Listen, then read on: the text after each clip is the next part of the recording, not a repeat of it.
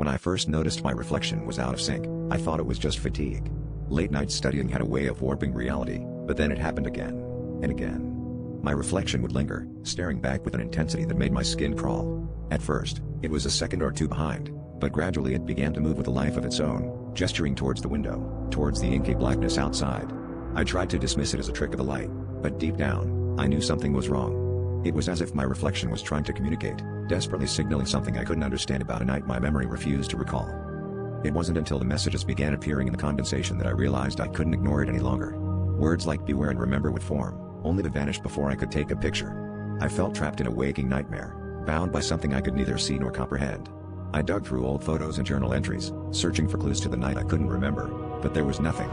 Friends I reached out to would go silent when I mentioned that night, their eyes clouded with something between fear and confusion. Desperate, I set up my phone to record the window while I slept. The footage revealed the chilling truth.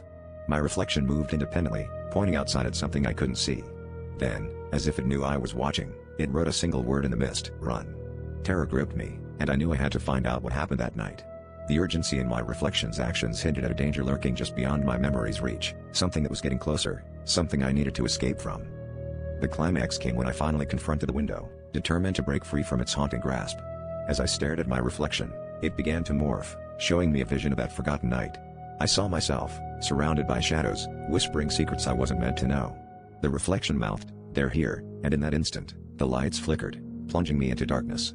The window shattered, not from impact, but from the sheer force of revelation. As shards fell around me, I understood that my reflection wasn't just a warning, it was a portal to the truth I'd been forced to forget, a truth that had now come to claim me.